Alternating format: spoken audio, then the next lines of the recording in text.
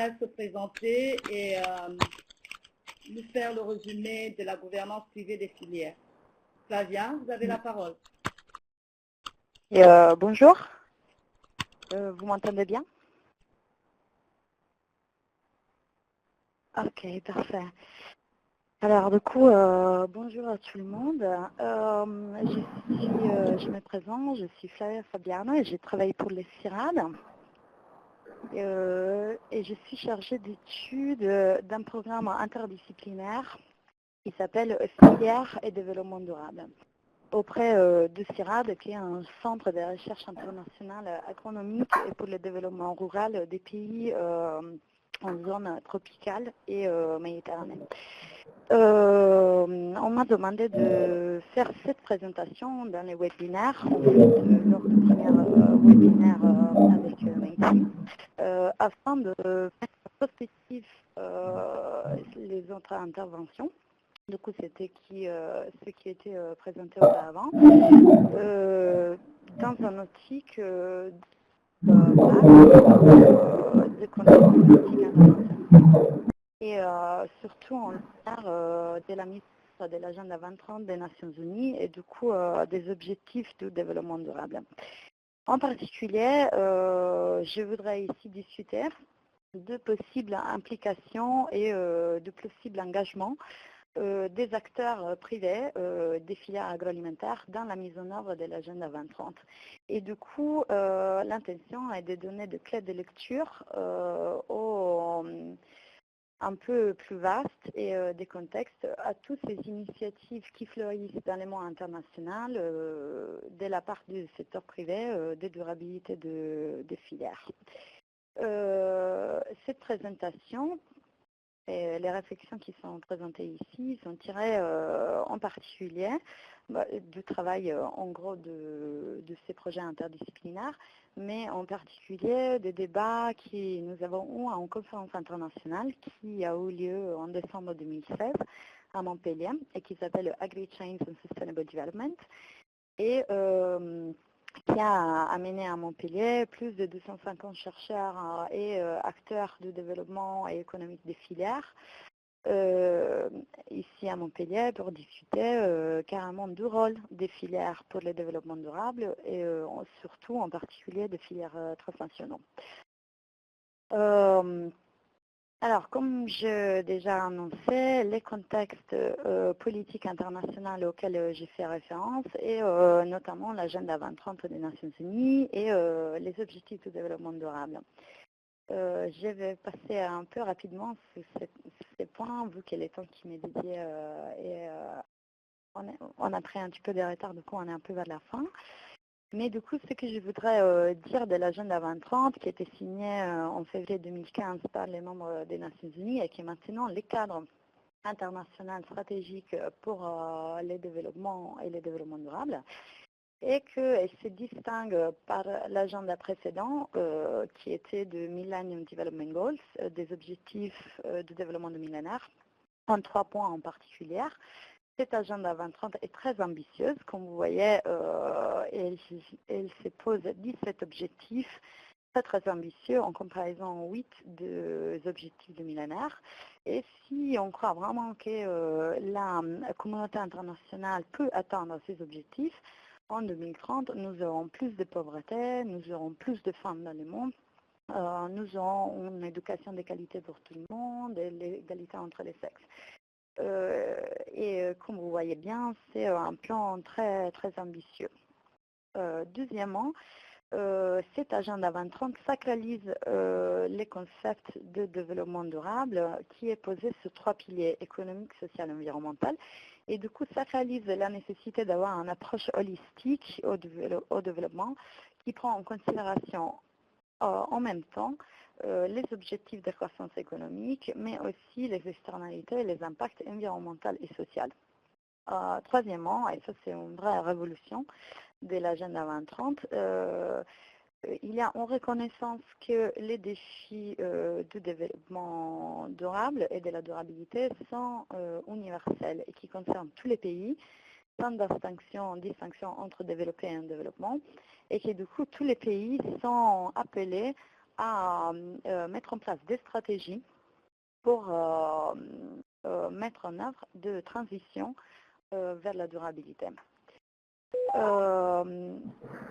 Pourquoi on considère que les filières agricoles sont au centre de cet agenda 2030? Alors d'un côté, on voit comme les secteurs de l'alimentation et de l'agriculture touchent la plupart... pardon, je cherche de parler plus fort. L'on voit comme les filières agricoles et les secteurs de l'alimentation touchent la plupart des objectifs de développement durable. Par exemple, si on prend l'objectif 1, pas de pauvreté, l'on voit comme les populations rurales des pays qui produisent les biens alimentaires qui sont commercialisés dans les filières transnationaux sont souvent intéressés par des problèmes de pauvreté et de lutte contre la pauvreté. L'objectif de Femmes Zéro est carrément connecté au secteur agroalimentaire.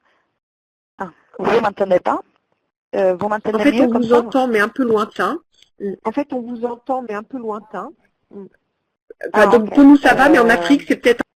Ça va mieux comme ça? Ça va, mais en Afrique, c'est peut-être un peu moins bon. Ok. Et du coup, je vais essayer de monter mon volume. J'espère que vous allez m'entendre mieux. Ça va, Flavia, c'est surtout pour les personnes en Oui, Afrique, en fait. Ça va, Flavia, c'est surtout pour les personnes en Afrique, en fait. Je continue. Voilà. Merci beaucoup. Alors, parfait. Du coup, comme on disait, par exemple, l'objectif de Femmes Zéro est étroitement connecté à l'alimentation. Et aussi, deux côtés un peu différentes. L'objectif 3, par exemple, bonne santé et bon bien-être, contient un cible sur l'obésité. Et du coup, est un peu l'autre face de la médaille dès la fin. Mais qui est très concerné aussi par les filières agroalimentaires et en particulier de leur structuration et de leurs utilisations de certaines graisses, comme par exemple celle de l'huile de palme. Et aussi, comme on est en train de discuter aujourd'hui, les filières agricoles touchent la plupart des objectifs qui ont à faire avec le développement environnemental, et en particulier, par exemple, l'objectif 13 est la lutte contre les changements climatiques, par exemple, pour les liens que certaines cultures ont avec, surtout en milieu tropical, ont avec les phénomènes de déforestation.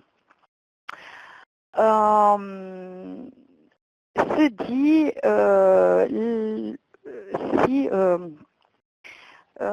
ces objectifs sont touchés par le secteur alimentaire et agroalimentaire et le secteur agricole, le fait d'observer les filières du coup de la production de biens agricoles jusqu'à la table du consommateur est très intéressant dans une optique d'implémentation de stratégies de développement durable pour plusieurs raisons, qui on va chercher d'ici résumer. Effectivement, et qu'on a déjà cité auparavant, observer les filières nous fait vraiment voir comme il y a des interconnexions au niveau de durabilité entre territoires et entre local et global. Par exemple, quand on parle d'émissions de CO2, des gaz à effet de serre, une chose, c'est de calculer les émissions de chaque pays, par exemple les émissions produites en France. Une autre chose, c'est de calculer les émissions qui ont été produites, qui ont été émises dans la production des biens qui sont consommés dans chaque pays, par exemple la France. Et là, on peut vraiment voir quelles sont les interconnexions entre territoires et entre pays et quelles sont les responsabilités des uns et des autres sur un impact global des activités économiques et productives.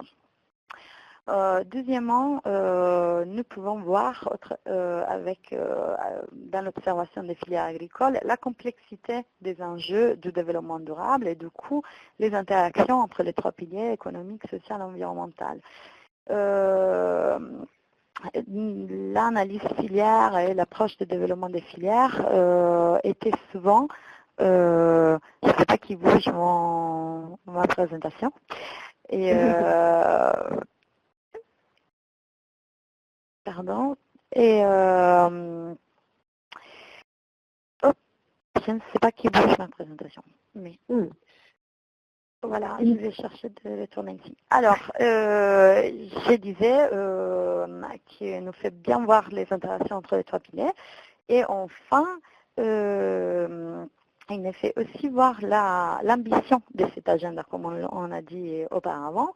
C'est-à-dire que pour atteindre les objectifs de développement durable, il nous faut un scaling up de transition vers la durabilité et des solutions de durabilité qui sont présentes maintenant dans plusieurs parties du monde et souvent dans des niches et dans des échelles à petites échelles. L'enjeu maintenant pour vraiment atteindre à niveau global les objectifs du développement durable et de scale up ces transitions et pour mener des changements radicaux à grande échelle des filières. Et à ces fins-là, du coup, on passe au défi de comment mettre en œuvre ces changements et cette transition et ce scaling up. Effectivement, quand on passe à la mise en œuvre, il y a de gros défis de la part des États qui sont les acteurs qui ont eu la main traditionnellement sur les politiques et les stratégies de développement durable. Et il y a des gros défis du côté des financements. Dans un moment où les budgets de l'aide publique au développement est en déclin et aussi les finances publiques et où on voit l'émergence d'acteurs très importants sur la scène politique internationale qui ne sont ni bénéficiaires ni bailleurs de l'aide publique au développement, par exemple le Brésil, l'Inde ou la Chine. De notre côté, nous avons aussi des gros défis de la part de la régulation. En fait, les filières transnationales agroalimentaires sont par définition traversent plusieurs territoires et plusieurs pays. Et donc, elles ne peuvent pas être régulées par un acteur qui a une emprise juridique sur toutes les opérations de cet espace économique. Enfin, donc, s'opérer à ces problèmes de financement et de régulation, les États font de plus en plus appel à l'action des grands acteurs économiques et, par exemple, aux acteurs économiques des filières transnationales agroalimentaires. Du coup, d'un côté, les États font appel à la participation de ces grands acteurs et de l'autre côté, la société civile pousse ces acteurs à prendre leurs responsabilités en termes d'impact social et environnemental. De côté financement, par exemple, l'on voit une prolifération d'initiatives qui cherchent de mettre en place des partenariats publics-privés pour la mise en œuvre des stratégies de développement durable et des projets de développement durable. C'est le cas par exemple de la joint venture qui en discute dans ces webinaires GREN au Gabon, où l'État gabonais et l'État en général qui veut attirer de l'investissement direct extérieur met en place des facilitations fiscales et des concessions foncières pour attirer des investissements et du coup des investissements productifs des entreprises. On voit aussi la mise en place des mécanismes de blending, c'est-à-dire de la part des agences de l'APD. Par exemple, l'initiative Agrify de la Commission européenne qui met en place des partenariats publics-privés pour l'investissement dans les filières agricoles des pays en développement. Et aussi la mise en place de mécanismes financiers comme le fonds d'investissement à Impact Investment Fund, par exemple le fonds Moringa qui cherche de promouvoir l'agroforesterie et qui est rattaché à la Banque Rothschild. Il s'agit de fonds financiers qui sont rattachés à des institutions financières comme des banques plus grandes et qui mesurent leur retour d'investissement pas seulement sont un retour économique, mais aussi en rapport à des impacts positifs, sociaux et environnementaux. Des côtés des régulations, je vais passer vite sur ça parce que ces parties étaient quand même objet de plusieurs webinaires de cette série, je pense. Des côtés de la régulation, aussi les États et la société civile font appel aux entreprises pour mener des modifications volontaires de comportement qui donc ne peut pas être sanctionné par loi, mais qui, on dit, seront sanctionnés par les consommateurs et par les marchés. Et c'est le cas du mécanisme en particulier, les standards privés et les labels, par exemple RSPO dans l'huile de palme, et les actions de responsabilité sociale d'entreprise qui sont des politiques comme celles discutées par Hollande, mises en place unilatéralement de la part de l'entreprise en accord avec les parties sociales pour avoir des impacts sociaux positifs et environnementaux moins forts possibles à côté d'un retour économique de l'entreprise. Alors, ces stratégies sont de plus en plus mises en place et des faisons, comme on l'a vu, multiparties prenant avec l'intervention des acteurs économiques, politiques et de la société civile en concertation, mais elles présentent plusieurs risques et elles sont aussi critiquées par plusieurs observateurs et scientifiques. Ici, j'ai fait juste une petite liste des risques et des critiques je vais me concentrer par exemple sur la côté financement. On voit que les joint ventures sont souvent accusés de promouvoir de pratiques d'accaparement des terres de la part des entreprises au dommage de populations locales, et aussi qu'elles pourraient amener à une diminution des capacités fiscales des États et du coup une diminution de leur capacité d'action comme acteur principal du développement de son propre pays.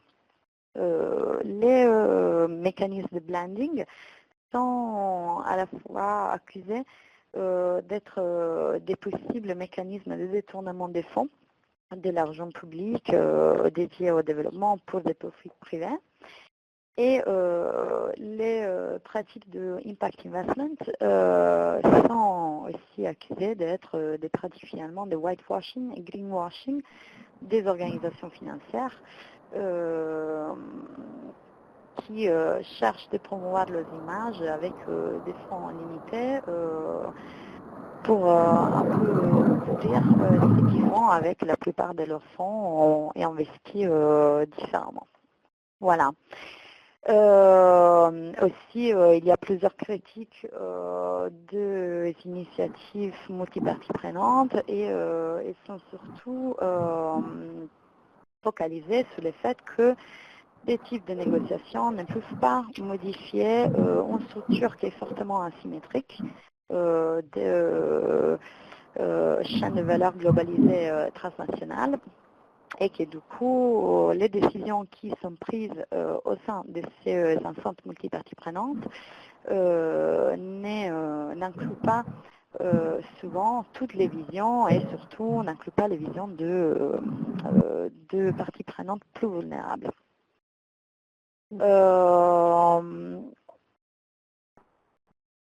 Ceci dit, voilà, en ayant fait, en ayant fait un peu un bilan de propositions qui sont faites dans ce secteur et des critiques. Je termine rapidement. Je vais juste proposer deux questions sur lesquelles réfléchir, c'est-à-dire dans un moment d'importance croissante des acteurs économiques, quel rôle doivent amener les États et la société civile pour accompagner et suivre ces types d'initiatives et aussi comment apprendre la complexité de trade-off entre les objectifs de développement durable, c'est-à-dire est-ce que est possible toujours de faire du gagnant-gagnant ou est-ce que parfois il faut arbitrer et décider quel objectif et quel pilier promouvoir en premier, par exemple si le développement économique et la protection des forêts, et comment prendre ce type de décision. Voilà. Alors, merci beaucoup. Edwige, je vous laisse conclure. Merci Joël. Flavia.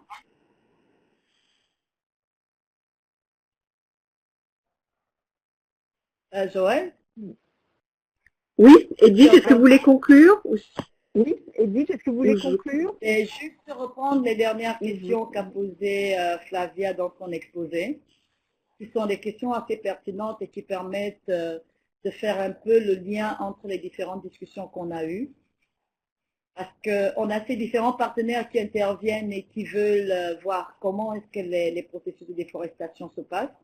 Et il faut qu'on puisse avoir les rôles de chaque intervenant, le rôle de la société civile, le rôle des partenaires privés, le rôle des États, pour que nous puissions arriver à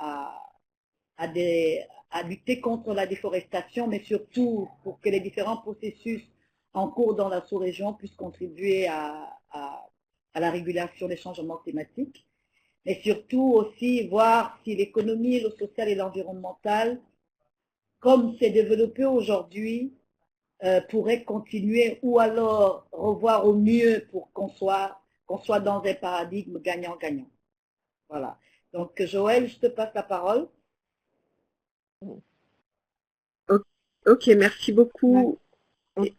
Edwige, et merci beaucoup Flavia. Donc, toutes mes excuses Flavia, on a pris un peu de retard au début avec ces soucis techniques. On a pris un peu de retard au début avec ces soucis techniques. Ah, il y a trop de micro. Qui a réduit donc le temps de parole, on en est vraiment désolé, mais ce sera sans doute que partie remise, parce qu'on est très intéressé par justement comment équilibrer les impacts économiques, sociaux et environnementaux. C'est des vraies questions de fond. Et avoir des perspectives de chercheurs, c'est toujours extrêmement utile. Donc merci beaucoup. Alors, je vais conclure très vite, hein, parce que pour vous laisser